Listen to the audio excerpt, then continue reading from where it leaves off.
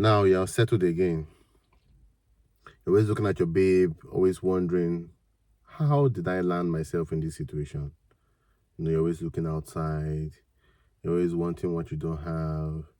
You're always, not happy genuinely for other people because you don't feel happy yourself. Why is it that men always settle?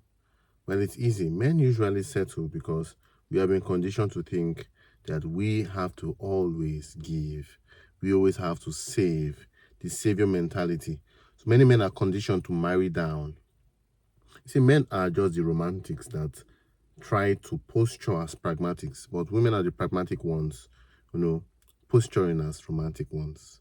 We, men, are the romantics. We're the ones who want to climb all the heights in life and give everything to women and not let them lift a finger.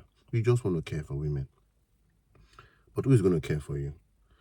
One thing I should let every man know is that you should not settle in a relationship. And I'm not saying that dating down or marrying down is wrong. What I'm saying is dating down based on the savior mentality is what is wrong. So many men are marrying women who are not offering them any significant value.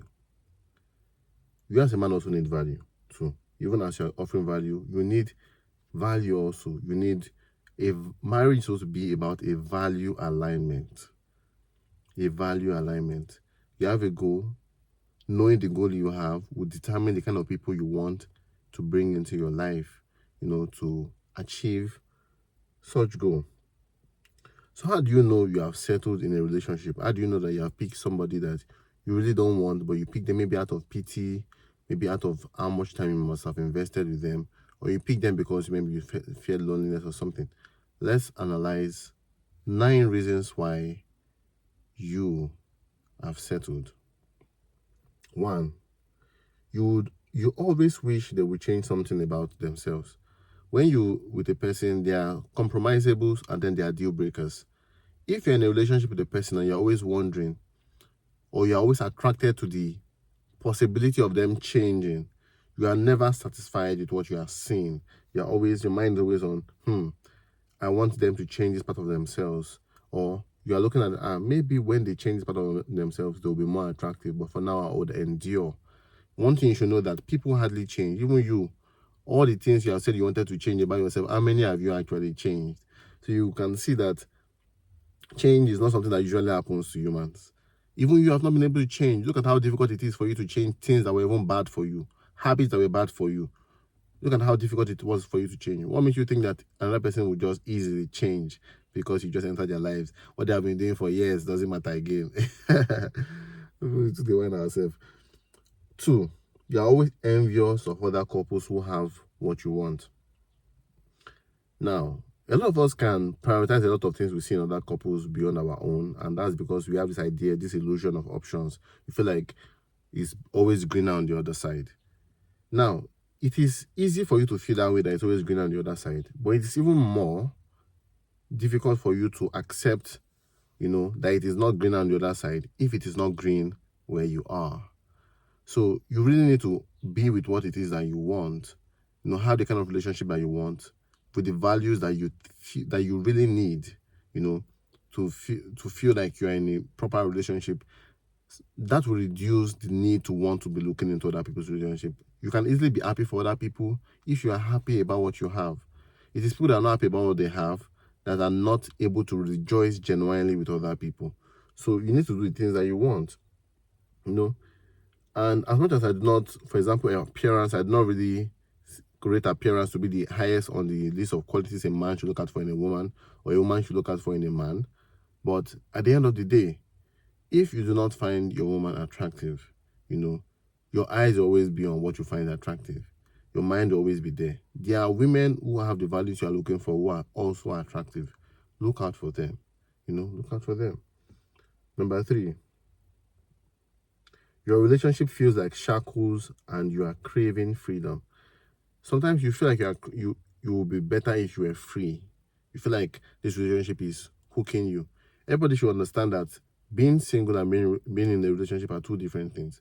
And if you actually want to be in a relationship, then rest assured that some things are going to be restricted, in your freedom. You are going to have to do a lot of things considering your other half. You're going to do a lot of things considering this other person. And you would always feel, if you're settled, you always feel like that particular relationship is limiting you. For example, you're a woman who wants to become something in life, you're with a man whose vision cannot accommodate yours, and now you have to dull yourself for this person. Or you're a man who is with a woman who cannot really contribute to your vision. It may not be any fault of hers. She might be able to contribute to another man's vision, but not yours. For example, you are a man who is be building a business. You need a woman who maybe has a career path that can help your business. I made an example. I said my wife is a lawyer and I'm a businessman, and she can become my business lawyer and help me to navigate certain legal, potholes, or navigate certain legal tunnels that she might understand that I will not be able to understand. Can see that there is some level of difference now. Now, number 4, you're craving cheating. So then, before I go to number 4, you are saying now that if it is in a situation that, what the person is giving to me, is not helping me as grow myself, I feel like I need to break free from being with this person. I feel like this person is limiting, right? So number 4, cheating. You would always want to cheat. Now, cheating can happen even if you are with the best person because it's a habit, but it's very easy for you to fall into that when you feel unsatisfied with what you have. First of all, you need to satisfy what you have, and then now work on not looking outside. But if you have not satisfied that, you will have more justification in your mind while you're looking outside, right? Number 5, your gut keeps on telling you that this relationship is not right for you. Sometimes you don't need anyone to tell you, you just know. And many times when people are asking other people's opinions on things that they want to do in their lives, they know what they want to do. They just want, to hear a second opinion. And I'm also like that. Many times I've met my friends and asked them, and some of my very sharp friends were like, Ima, you are a sharp man. You know the truth about this thing. You just want a justification for you to do your actions. Or maybe you have to do something, but you are feeling guilty about doing it. So you want other people to tell you yes, so that they can erase the guilt in your mind. Or when you do it, you can say, oh, these people advise me. It is you outsourcing the responsibility of decision to other people. So as a matter of fact, you know deep in your gut that this person is not right for you. But you're hanging on. That is certain. Number 6, you are with them because you fear hurting them. Sometimes you're with a person because you don't want to hurt the person. You feel like, if I leave now, I have promised this person a long time, I have said I want to be with this person, and then if I leave now, it's somehow, you are supposed to be with the person not because you fear hurting them when you leave. You have to be with the person because you want to be there. And that's how you can get the most satisfaction from the relationship. They can also have the most satisfaction from the relationship. They can enjoy the relationship more, and you can. Or you are giving your all into a relationship and you don't feel like your needs are being met, but you feel like, if I stop now or if I leave here, this might, affect. It's very important that we understand these things before we get into marriage. The relationship is better to break than a marriage breaking. So a broken relationship is better than a broken marriage. So it's better that you understand these things, and it's better the hurt happens now than happening later, when more things are involved, when family is involved, when marriage is involved. Now the hurt is more then. Or you are dating somebody, you guys have already gone for like a year. It's good to break it out now. Don't be scared about the hurt, because whatever hurt you're going to feel is going to dissipate in the next 4 or 5 years. And they'll find someone new, someone that is more befitting for them. You can also go on to find someone new that's also befitting for you, and it is win-win on both sides. So number 7 is that you are scared of leaving them because you fear loneliness. So now, when you are with a person because you fear loneliness, it's a bad thing. You have to, first of all, live with yourself and be happy living with yourself. And that's something I've noticed many people cannot do. Being happy living with themselves. Not aligning with that fear of loneliness. So that's how you see people going through serial relationships, one relationship to the other. They change so very quickly. I'm not saying that it's not possible for you to meet a person that you really like, just after living another relationship, and maybe you are seeing the things that you actually want in this person and you can go and wait for it.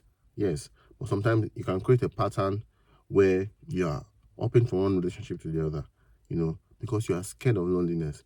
You have not even healed, you have not even gotten time to recalibrate, to understand who you are. What do you truly want out of relationships? So that you don't keep on ending relationships and hurting people or hurting yourself. Stop creating attachments that will lead nowhere. So you need to take that time, to discover yourself. So once you notice that it's a pattern for you, you're always going in and out of relationships, stay single. Understand yourself. Understand what it means to be alone and not be lonely. Understand the very fact that sometimes solitude is important for self-discovery. And then other people now come to help, what you have discovered about yourself to be more properly done.